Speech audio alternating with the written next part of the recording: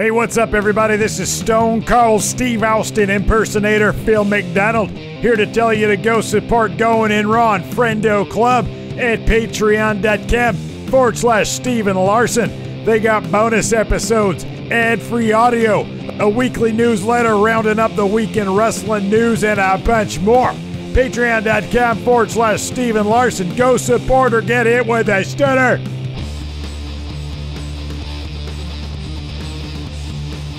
Hey, friendo, Steve here. And Larson. And welcome back to Going In Raw, the only pro wrestling podcast you need to be listening to right here at youtube.com/Steven Larson. Available wherever podcasts can be found, and of course, taped live at the Twitch, twitch.tv/Steven Larson. We're going to talk about WrestleMania 38 Night 1 in just a moment.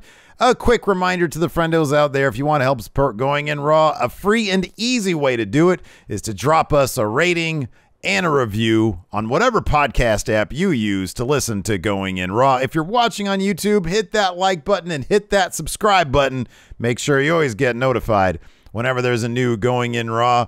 WrestleMania 38 Night 1 is in the books. Larson, wildly fun and entertaining night for the most part. Not a lot of slow moments and some awfully huge moments, including the first Stone Cold Steve Austin match in 19 years, which was a 14-minute brawl between him and Kevin Owens. This dude took a suplex on the concrete. Yeah, doled out a couple suplexes on the stage. Yeah.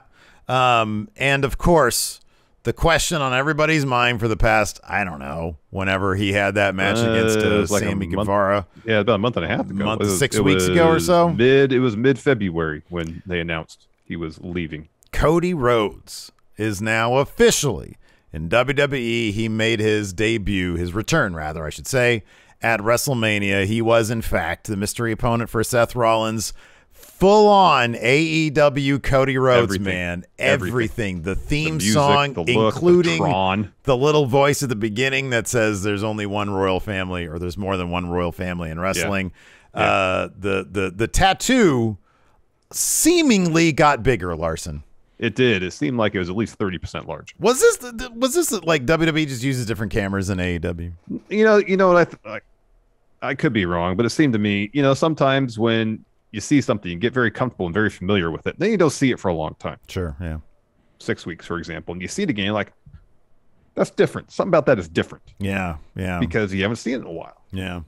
It happens sometimes. That could be. Tattoo looked bigger. It was weird. It did. It would look significantly larger. But, It was an amazing moment. And it validated not debuting him on Monday Night Raw. Mm-hmm. This was one of the biggest WrestleMania entrances in terms of scope, magnitude, the drama, the tension, the way they set it up, the theatrics. Mm-hmm. It was something else. Mm-hmm. Another highlight, of course, my personal match of the night, Bianca Belair versus Becky Lynch. Spectacular bout. Amazing. This is two WrestleManias, specifically on the first night of WrestleMania last year and this year. Bianca Belair's match absolutely stole the show against a horsewoman. Sasha Banks did everything in her power last year to make Bianca look amazing. They both did a great job. This year, the exact same thing with Becky Lynch. Mm-hmm. Just a fantastic match. Oh, absolutely spectacular. Yeah. There was not a bad match on the card. Yeah. It was the opening bout for the SmackDown tag titles. Nakamura and Boogz taking on the Usos. Unfortunately, Rick Boogz injured himself. He had both the Usos on his shoulders, almost like going for like a Samoan drop maybe or something. He fell, holding his knee. Turns out he tore his quad and his patella tendon. They announced later on. And so they kind of got to the finish of the match relatively quickly. Usos retained there. It's super unfortunate. It's Boog's first WrestleMania, and you don't want to see the match end that way for him. Yeah. But that was pretty much the lone low moment of the entire show. It was kind of a bummer way to kick things off. We wish Boogz seems like a good guy. He's obviously got tons of passion, just tons of charisma. Hopefully he can, the kind of shape he's in, he might be one of the mutant types that can bounce back quickly. Yeah. I hope so. Yeah. I hope so too. I hope so. I hope it's not like, a year and then he's finally able to come back. First and foremost, want him to come back at a time frame that best guarantees his health going forward. Absolutely. So wishing him a speedy recovery. Yeah. I mean, him and Shinsuke is like one of the most thrown together teams seemingly. And it's weird because it's such a thrown together team, but I don't know. It's weird because they're a thrown together team and yet Toyota commercials have really fleshed out their bond and relationship. They've got good those chemistry. Commercials. Yeah. They do. Without those commercials, it'd be like, oh, another thrown together team. Yeah. Yeah. But you're like, wow, these commercials, you can tell there's a bond, a relationship that's been forged there. When you pay attention to Shinsuke's social media stuff too, it was the same way with Ty Dillinger back in the day with Sean Spears. Yeah, they used to travel together. Yeah, well, he'll find a traveling buddy, and they'll develop a chemistry. And this particular team is on TV. By the way, shout out to Miss Thickums here in the chat, sending us a raid to the 130 people. Thank you so much. She's been killing it on Twitch. Everybody go follow her. Yes. Wildly entertaining, hilarious. Yes. Miss Thickums is one of our favorites here at Going In Raw. Absolutely. Thank you so much. But yeah, back to Shinsuke and Boogz. You can see their chemistry on the screen. You really can. I wasn't too optimistic about their chances on taking the tag teams away from the Bloodline. In fact, that's how it went down. The Bloodline ended up retaining. Who knows how that finish would have gone down had Boogz not been injured. They might have called an audible. I don't know. But in any event, there was that. Another kind of significant moment tonight was for the first time in 7 years, we had a kick out of the end of days. I know. Drew McIntyre kicked out of Baron Corbin's finisher, which if Baron Corbin has, look, he is featured on TV all the time. I'm sure this guy is overwhelmingly happy with his career. Yeah. Baron is one of those guys who, like, I think he's got tons of talent, charisma, and he's a good wrestler. And I've never really been into anything they've given him creatively. No, it's all been garbage. But I've always appreciated the end of days has been untouchable. Yeah, no one's kicked out of that. No one's kicked out of that since the NXT days I'm aware of. Yeah. But he's never wrestled Drew McIntyre one-on-one at WrestleMania before. At least if it happened, it was at WrestleMania, and they did kind of sell it as a big deal. Yeah, commentary mentioned that no one's ever kicked out of that. So you'd assume they're in the process of building Drew back up to be a challenger for Roman after WrestleMania. You would think that's going to be a multi-match feud that they're going to have with him and Roman. It really should be. Yeah, so yeah, let's go ahead and go ahead and kick things off. There was no match in the kickoff show. There might be one tomorrow. Maybe they did actually have to cut a match tonight. It was Sheamus and his crew versus the New Day. Yeah, they did have to cut that match, and hopefully they'll find time to get it in tomorrow. Hopefully. So the show kicked off, as we mentioned, just a little bit ago. Nakamura and Boogz taking on the Usos. So Nakamura is isolated early, gets a tag to Boogz. He does what Steve likes to call the Gorn attacks. It's the Kirk double-fisted, like the axe handle punches. Yeah. And so that's when he gets up for a double, both Usos up for a double Samoa drop. His knee gives out. He tags in Nakamura. He rolls the floor. Nakamura gets some stuff in, hits a sliding suplex, looking for a Kinshasa. Instead, he runs into a super kick from Jay. Jimmy tags in. He hits a splash. Nakamura kicks out of that, but then Usos hit 3D to get the win. Yeah. After that, we had Happy Corbin versus Drew McIntyre. The sort of discontent between Corbin and Madcap Moss was a bit on display here. Yeah. We had, by the way, we forgot to mention Shinsuke and Boogz and their Mike's was like yellow gear. Mike's Hard Lemonade ad integration. Yeah. I mean, like Boogz had a yellow and orange speaker cabinets for his guitar. He had an orange and yellow guitar. He had like Hard Lemonade logos on all his cabs. It was a full on crossover there. It was beautiful though. Like that, the color scheme really looked great. Happy Corbin and Drew McIntyre had their match. At one point, Moss gets on the apron to sort of encourage Corbin. That sort of pisses Corbin off. He gets distracted. Drew hits a big spine buster. He takes control for a bit. Corbin's eventually able to hit a deep six. Gets two with that, of course. Drew is calling for a Claymore. Corbin rolls out of the ring. Shortly after that, Drew is able to escape an End of Days, but then Corbin does hit one. Drew kicks out of that, hits a Future Shock, and then gets that Claymore for the win. They did this great bit afterwards, too, where Moss gets up on he tries to get in the ring. I guess he's going to try to sneak attack Drew. Drew does one of those no-look, like holds his swords out, so that keeps him just on the apron. And he's like, okay, chill out, chill out. And Moss is like geeking himself out to go attack, and then Drew loads up the sword. Moss dives off the apron, and Drew slices the ropes in half with the sword. And the sword's all bouncing all over the place. Yeah, it was. Probably not really meant to do much. No. After that, we had Rey and Dom Mysterio taking on Miz and Logan Paul. Logan Paul was pretty impressive in this bet. Logan Paul was damn impressive in this. I don't know if he'd be in the top 3 celebrity wrestlers. I think he made a case for maybe top 5 tonight. I don't know. You got Pat McAfee. You got Pat McAfee. He's tops. Those NXT matches were legit. D'Angelo Williams and Impact. Legit. Stephen Amell did a good job. This was sort of on par with Stephen Amell, I feel. Stephen Amell he had a tag match in WWE, but he had a singles match at All In. Remember that against Christopher Daniels? He had to do a singles match by himself. Yeah, you think Amell? That's hard. That's a harder task. Yeah. Than being in a tag match, you know. After this, a WrestleMania Backlash. Would you be shocked to see Miz versus Logan Paul? Yeah, because they set that up at the end. That's got to be the match, yeah. So, anyways, Bad Bunny had a good run. Bad Bunny had. Bad Bunny was really good at WrestleMania.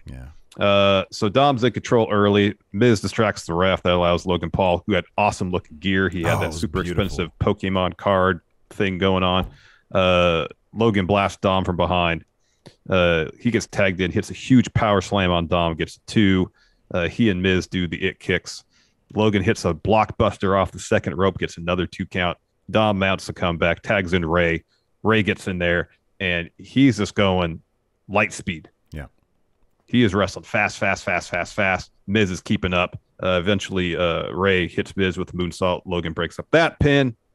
Rey gets Miz in position for a 619. Miz escapes. Hits Rey with a tornado DDT, gets the 2 count. Eventually, though, Miz posts Rey, tags in Logan. He knocks Dom off the apron, boots Rey, hits 3 amigos. Yeah. Kips up, goes up top. Does the little Eddie shimmy thing, yeah. Hits a frog splash. Gets a 2. It was a good-looking frog splash. It was a good-looking frog splash. So eventually, Dom throws Logan from the ring, hits Miz with a suicide dive. Miz kind of steps in for Logan. Logan runs away from Dom, but runs right into the ring. Rana from Rey. Rey and Dom hit double 619s. Dom hits Logan with a frog splash. Rey does too. And you think Miz, checking out. I'm not going to back up my partner. No, he comes in and breaks up the pin by slamming Rey onto Dom. Mm-hmm. Hits Rey with a skull-crushing finale to get the win. And then Miz hits Logan with a skull-crushing finale after the match. Yeah, lays into totally happened at WrestleMania Backlash. I think you're right about that. Or SummerSlam. The framing of Miz breaking up the pin was really good because it looked like everything was cleared out and this was happening. Yeah. And then Miz comes in kind of out of nowhere and breaks it up. So that was really well done. And then, Miz versus, Miz laying into Logan was interesting. So that's cool, man. Miz is the guy. If you're going to do a singles match with a celebrity, he's the guy. He's the guy. He's the guy. He's absolutely the guy. He's like the ideal guy because he works a safe style. Mm-hmm. He sells. Mm-hmm. Yeah. As we just saw with Logan, he's willing to work with people. So yeah, I mean, he was the celebrity match against Bad Bunny. It was him and Morrison against Priest and Bunny. Yeah. Yep. So afterwards, we get Stephanie McMahon coming out, and she says her heart is full with the majesty of WrestleMania. I think that's what she was saying. I had a hard time hearing, but she just introduced Gable Steveson. That's what she was there for. Yeah, I think Kayla was in. Kayla showed up, and we were chit-chatting with Kayla. By the way, we had 2 awesome run-ins. Number 1, shout out to the Enforcer once again for holding it down. Absolute best. With us. Absolute best. And then we had Alex, Queen of the Ring, FaceTiming in, zooming in from WrestleMania, calling it the most stupendous night in wrestling history because the check cleared. And then later on, Kayla came and she's like, hey, guys, I'm just here for like a second. And we're like, but Kayla, Becky versus Bianca's coming up. And after that, Cody. She stuck around until Cody was done with, and I'm so glad. So thanks all of y'all for hanging out with us. Yes, thank you so much. Thank you. Then we had Becky Lynch versus Bianca Belair. Sorry, Stephanie introduced Gable Steveson. Gable Steveson, he comes out and kind of just poses a little bit, and that's it. Yeah. Then we get Becky versus Bianca. This match was fantastic. Oh, my goodness. Easily match of the night. Talk about Bianca's entrance, man. So, first, Becky, she pulls up in like a white SUV, like she's getting the red carpet premiere type treatment, So she comes to the ring. And then the Texas Southern Marching Band comes out to the ramp. And they start playing. And then she walks out in her gear, and it's amazing. I'm just thinking to myself, why is this match? I've been thinking this for a while. Why is this match not main eventing night one? You got the two women, the only two women who have won a WrestleMania main event. This should be in the main event.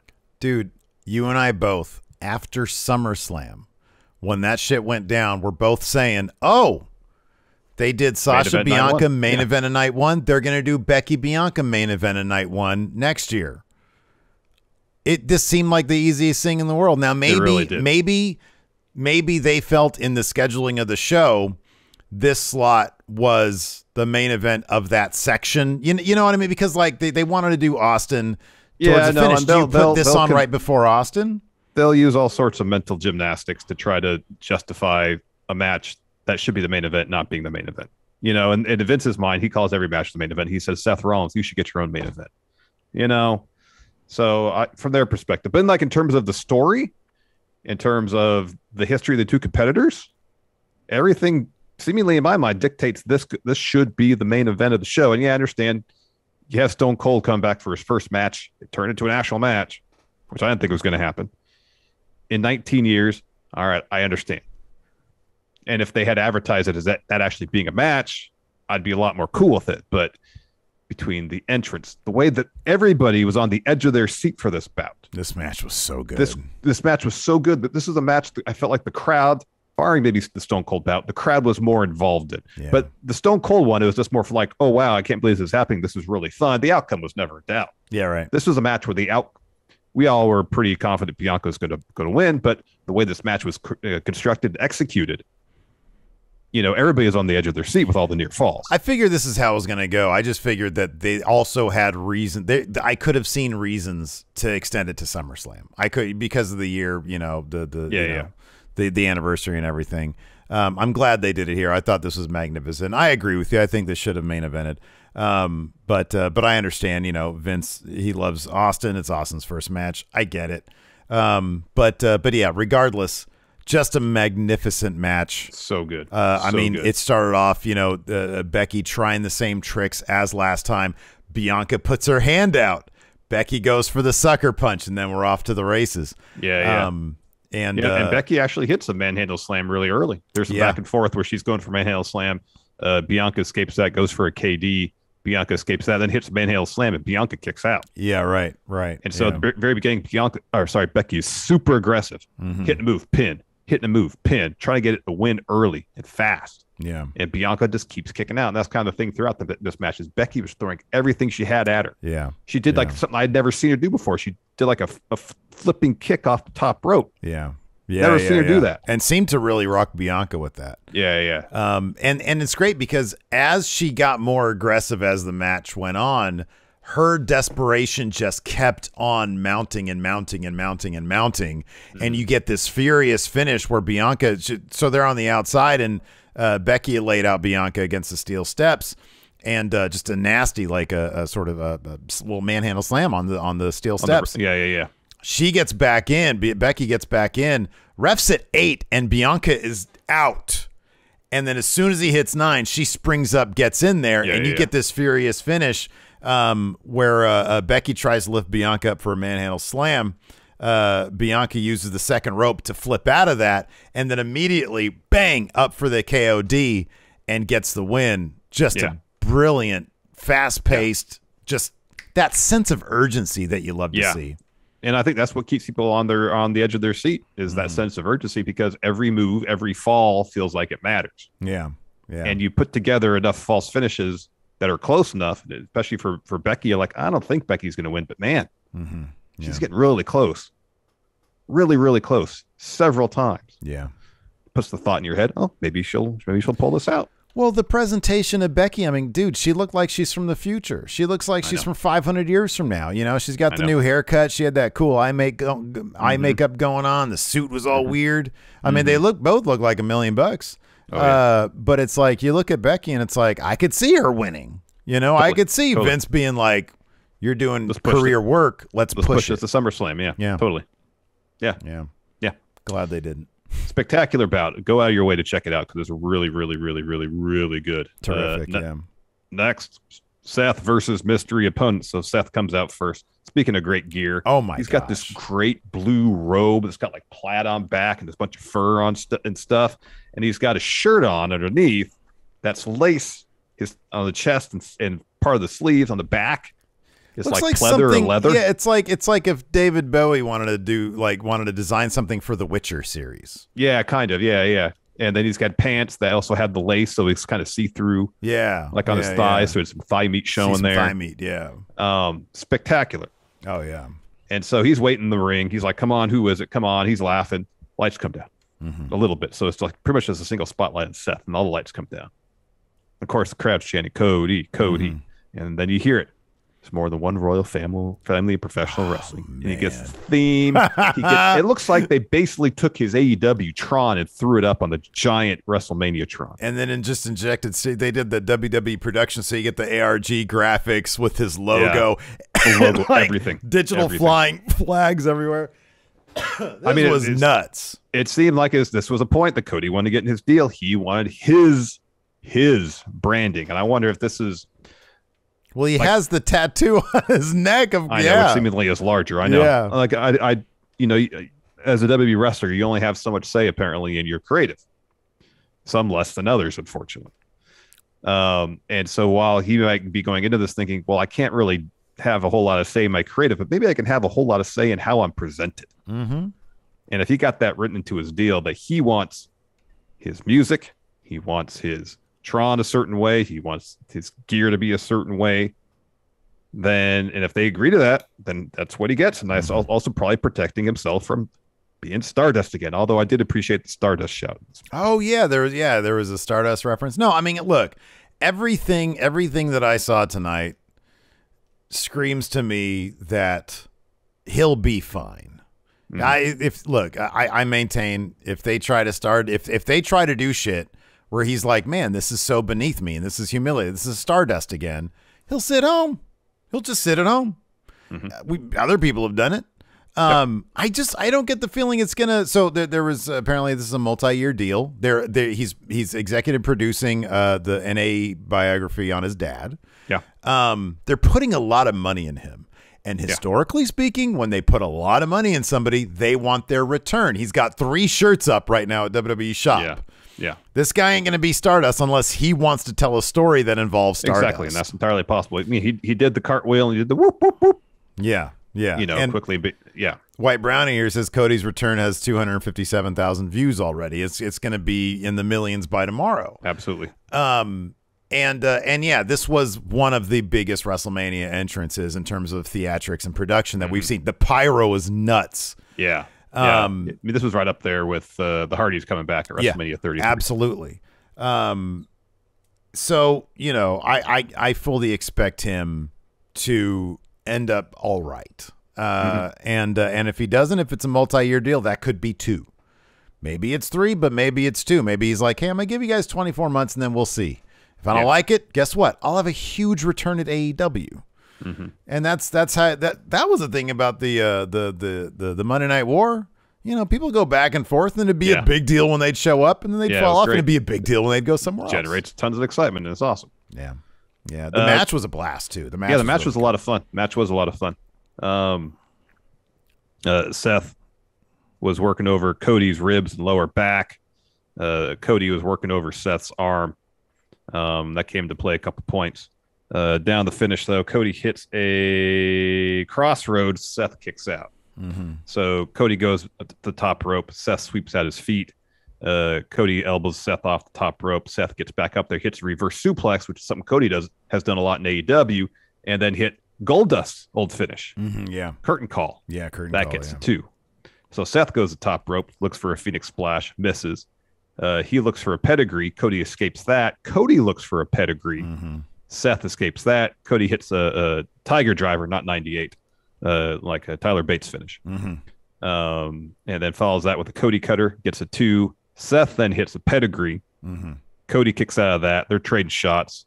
Seth hits a kick, some quad kicks, some forearms. Seth preens to the crowd, and that does enough opportunity for Cody to hit a crossroads, another crossroads, and he does some dusty punches, bionic elbow, and one last crossroads to get the win. Yeah, and some of the shit talk from Seth was great. I think he said "Welcome to the big leagues" at some point. Yeah, he said, welcome back. Yeah, early on it was more friendly. Hey, welcome back. It's good to see you. And then when it got more contentious, welcome back to the big leagues. Yeah, no, it was good. And there's all sorts of stuff right now. We'll talk about it on Monday. We had a Cody. Won't maybe talk about it tomorrow because in our night 2 recap. Cody had, I guess, an interview already. Yes, interview with Variety, With Variety, okay. I thought the Ringer, I think the Ringer had something with him as well. I think the Ringer has like a 15-minute interview with him as well. Okay, yeah, the Variety one's pretty quick. I mean, I read through most of it during Ronda and Charlotte's entrances. He didn't go to a whole lot of details about why he left AEW. And he gives some, I don't recall offhand because I was trying to do like 3 things at once, why he decided to go back to WWE. He tells a story about his dad wrestling superstar Billy Graham at Madison Square Garden, and at the beginning of the interview, and at the end, he kind of circles back to it, saying he travels with the belt that his dad was competing for that night at Madison Square Garden. I think the idea was like his dad was never champ at WWF, and so I could be completely off base. This is me trying to jog the memory after streaming for 5.5 hours. That one of the reasons he went back is to do that thing that his dad never got an opportunity to do. Be world champ in WWF. Yeah. He does say that he thinks he's the best wrestler in the world. He did say that in this interview. Jorge says he's got an interview with, in our chat here, says he's got an interview with David Shoemaker, says he's not going to talk bad about AEW. So we'll definitely check that out tonight and talk about it a little bit more tomorrow. Yeah. And he did mention that Dan Lambert had that belt. And gave it to him. Dan Lambert apparently has like an absolutely crazy wrestling belt collection. Yeah.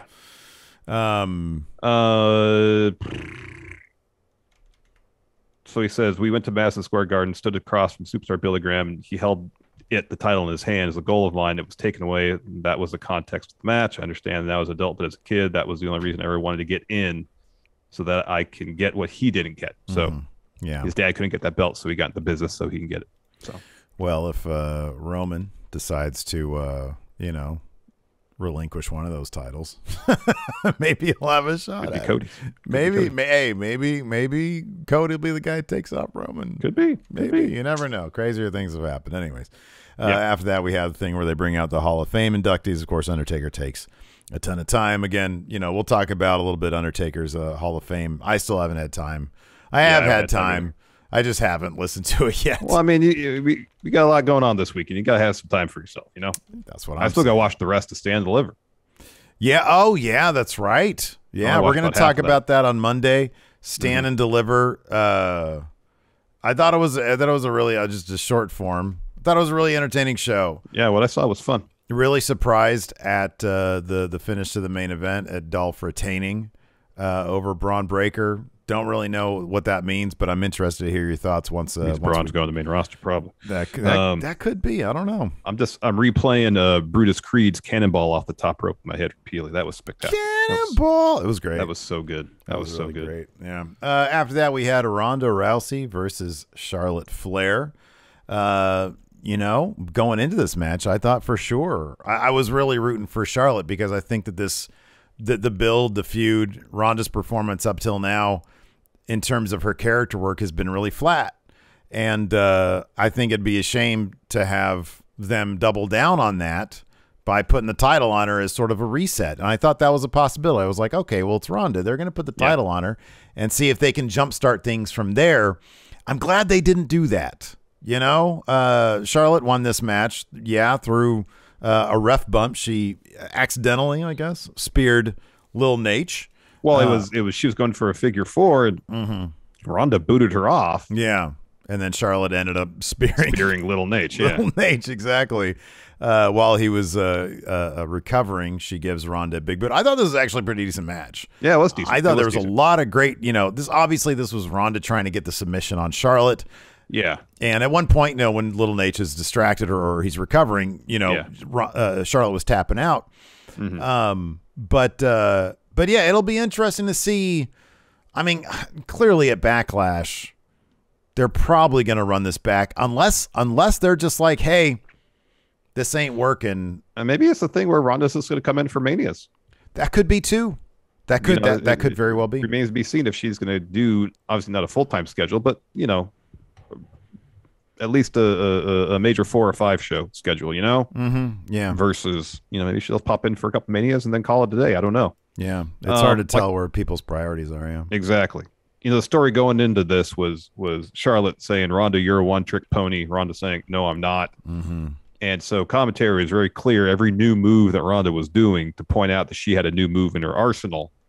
So like Ronda didn't win the match, but she proved Charlotte wrong, essentially. Sure. You know? Yeah. Yeah. She did make her tap. She made her tap. And she did make her tap. Yeah. And even before that, she hit a Piper's Pit and covered Charlotte. Little Nate counted the pin. And after he counted 3, then he noticed that Charlotte's foot was on the rope. Mm-hmm. So not only could she say that she made Charlotte tap, she can also kind of say, well, the ref counted 3 and I should have won there. Mm-hmm. Yeah, right. Yeah. Yeah. I mean, they basically did everything they could to justify a rematch. They did. Now, whether that's going to happen, who knows? I personally think there's a lot more people that, half the participants in that women's tag match tomorrow, Rhea Ripley. I know she's on a different brand, but still, yeah. Sasha, Naomi, Sonya Deville, all have, I think can make a good case at that women's SmackDown women's title. Plus, you have people like Asuka. Who knows who might be getting called up from NXT if Io Shirai gets called up. Bailey's out there. So, yeah, it'll be interesting to see how all that goes down, if Ronda's going to stick around or not. Exactly. Then we had our... Oh, just reiterate. Charlotte hits Ronda with a big boot. Little Nate comes to. Charlotte wins. Yep, big boot. It was a flush big boot. I was cool with the big boot. And you Ronda get a big boot like well. that in your face, man, you're going to go down. Yeah. And then we had our main event segment, Kevin Owens show, special guest Stone Cold Steve Austin. So, of course, Kevin Owens is out first. And he introduces the show. He says, I know I've talked a bunch of trash about Texas Stone Cold. He, again, makes the analogy if the United States was a human body, Texas would be the ass. Mm-hmm. He says, I might have taken things too far, so I'll apologize. I'll apologize to every Texan here. I'm sorry for telling the truth about Texas. He says, I've been here a couple of days, and it's worse than I remembered it being. He says he feels like the crowd is eagerly anticipating the arrival of Stone Cold. He says, I'm going to do it on my time because I'm not done telling the crowd how much I despise Stone Cold. So he talks a bunch of trash about Stone Cold. Eventually, he's interrupted by breaking glass. Let's see if I can do it here. Hold on. Wait. That was horrible. There you go. You got the idea. So Stone Cold comes out. He does some preaching to the crowd on the stage in the ramp, but he stops and he goes backstage. And he comes back out in his ATV. Yeah, because you were even saying, you're like, why does he should get his ATV? Where's the ATV? Because that's a long ramp. It's like he heard you. He was like, fine. All right, I'll go get it. And he gets it. And, of course, he does some laps around the ring, taking those corners super fast, gets some three-wheel motion going there, yeah. Three-wheel action going there on those turns. And so he gets in the ring, and he's, like, kicking over the signs for the Kevin Owens show. Mm-hmm. So he get the turnbuckles and do his posing. And eventually Owens says, enough. This is my show. Take a seat. I'm not here for a fight. I just want to have a chat. So Stone Cold takes his mic, takes a seat, and then he says, so you want to have a conversation after you talk crap? You look like a jackass.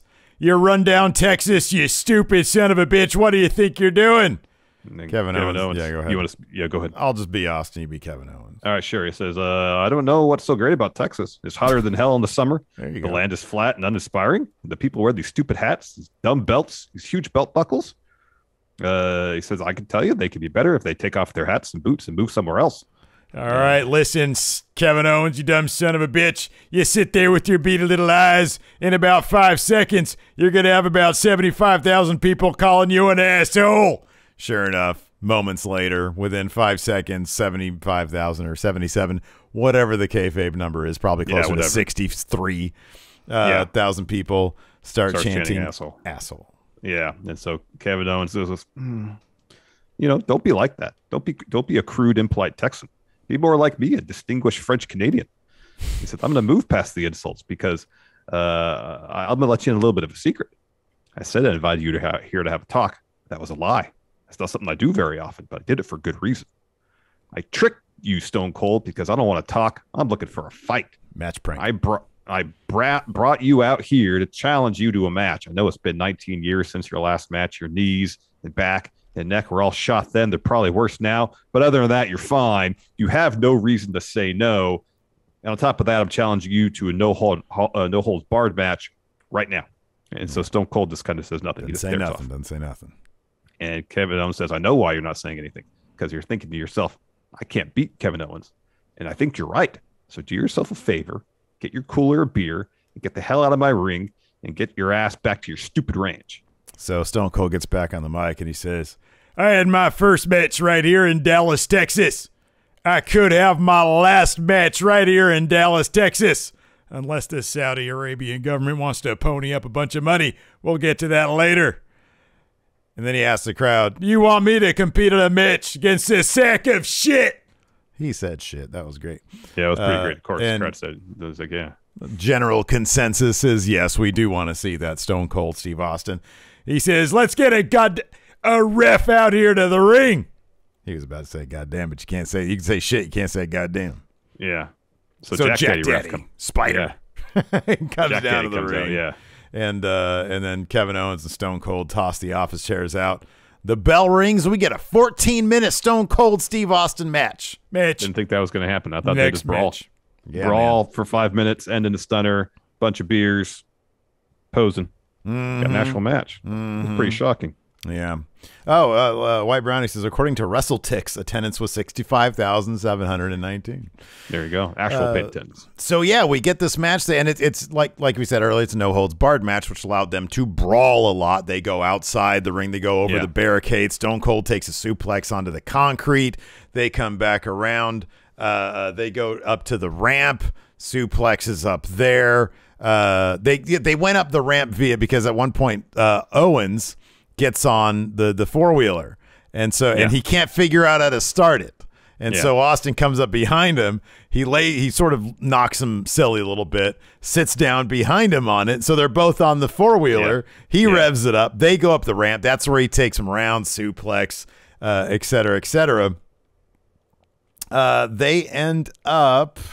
Oh, yeah, Austin chucks Owens down the ramp. Of course, Owens does the big rolling thing, punches him back to the ring, grabs some more beers. The whole time, he's getting beers and just drinking beer during the match. Takes a couple more swigs of the beer.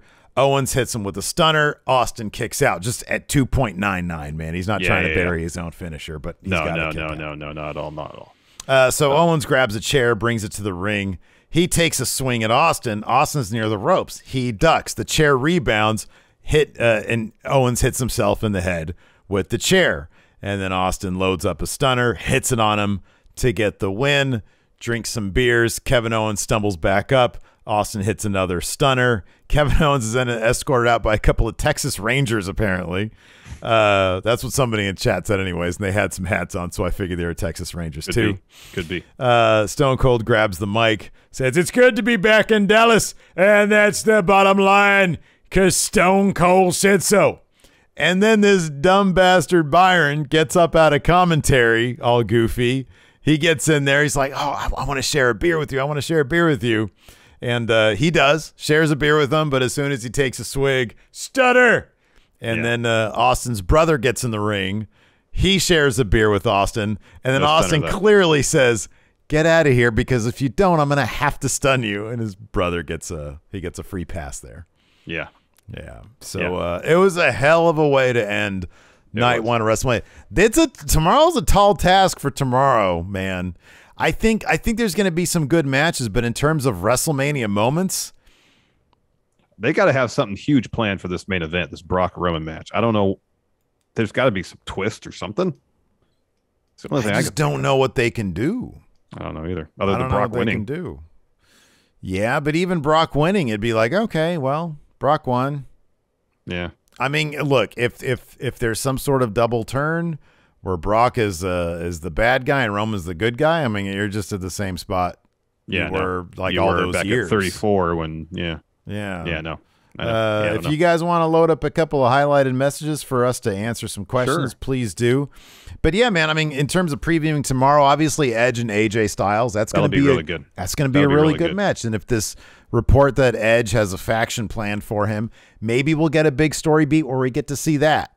I would not be surprised if that plan is put into effect, that it happens at WrestleMania, and that's how Edge wins. Mm-hmm. And then those are odds that AJ then has to overcome, you know? Another WrestleMania Backlash match because it's going to be a bunch of rematches. Exactly. Hence the name.